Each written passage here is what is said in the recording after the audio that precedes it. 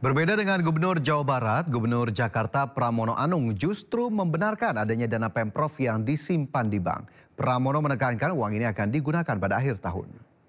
Menteri Keuangan Pak Purbaya, beliau menyampaikan ada dana 14,6 triliun yang dimiliki oleh Pemda DKI yang ada di Bank Jakarta. Itu betul 1000%, bukan 100% lagi, 1000%. Tetapi memang Jakarta ini pola pembayaran untuk APBD-nya biasanya terjadi pelonjakan di akhir tahun. Dan sebagai contoh, di akhir tahun 2023 itu sekitar 16 triliun. Di tahun 2024, 18 triliun. Maka kenapa dana ini ada? Pasti nanti dana ini akan kita gunakan untuk melakukan pembayaran-pembayaran yang seperti itu. Maka dengan demikian, bahkan pemerintah DKI meminta kepada Pak Menteri Keuangan tambah dong 10 triliun yang mau ditransfer segera. Ya, selanjutnya pemirsa, Gubernur Sumatera Utara Bobi Nasution merespon pernyataan Menteri Keuangan Purbaya. Bobi menyebut dana pemerintah Provinsi Sumatera Utara yang ada di perbankan tidak sampai 1 triliun rupiah. Bobi Nasution mengatakan RKUD atau rekening kas uang daerah Pemda Sumatera Utara hanya satu saja, yakni di Bank Sumut. Hari ini saldo Pemda Sumut di bank tersebut senilai 990 miliar rupiah. Bahkan pembayaran beberapa kegiatan masih tertahan sehingga belum terjadi pembayaran. Ia mengatakan dana Pemprov yang ada di bank tak seperti data di Kementerian Keuangan. Meski demikian, Gubernur Sumatera Utara mengaku akan mengecek kembali soal data yang disampaikan Purbaya.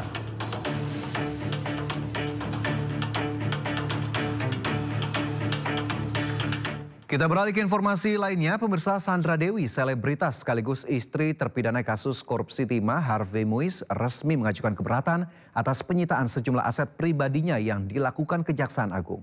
Kini sidangnya sudah berjalan di Pengadilan Jakarta Pusat.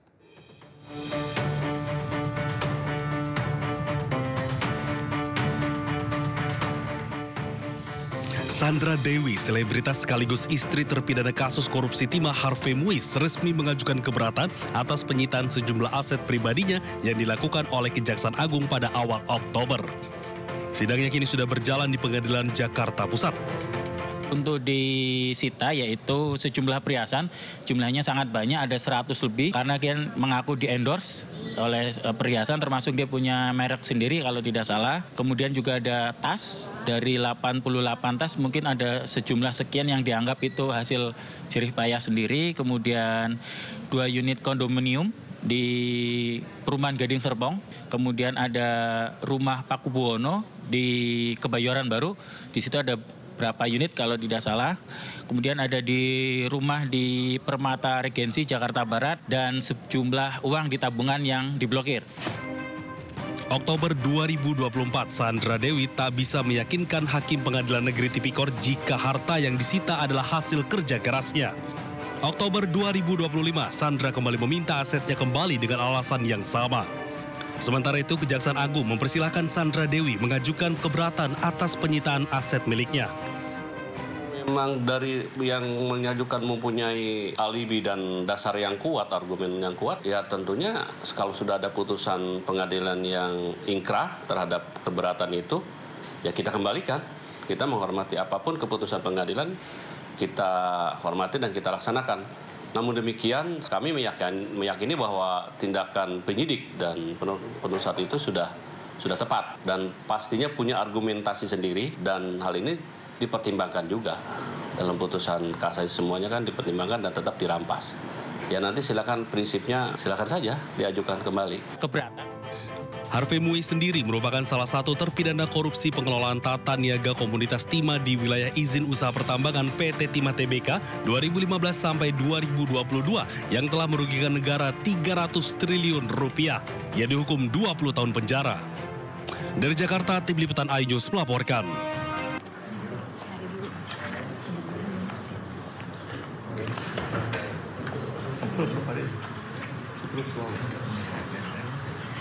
Your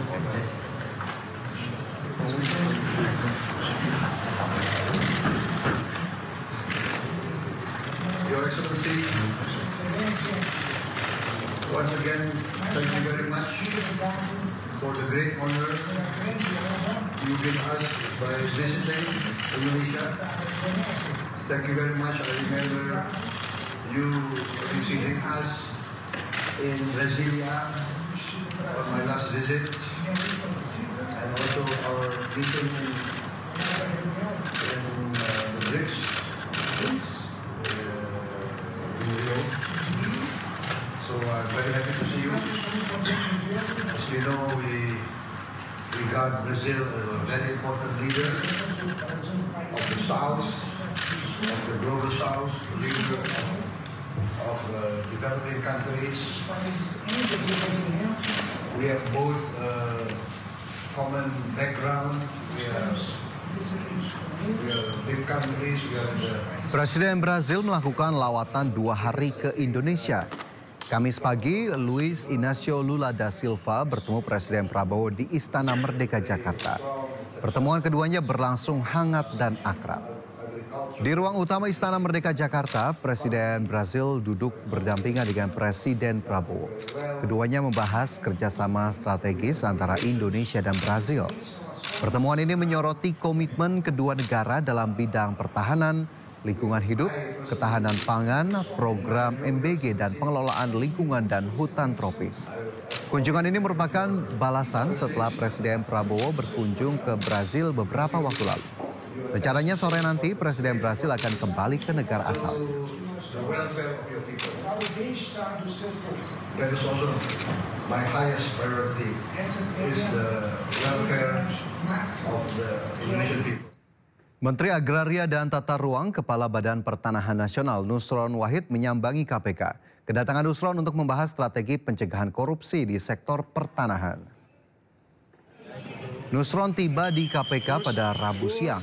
Kunjungan ini dilakukan dalam rangka audiensi pencegahan korupsi, khususnya di sektor pertanahan yang dinilai masih memiliki celah rawan praktik pungli.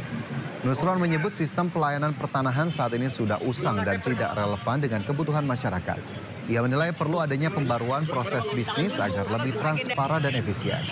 Nusron menegaskan reformasi birokrasi bukan hanya soal digitalisasi, tapi juga soal membenahi mentalitas pelayanan.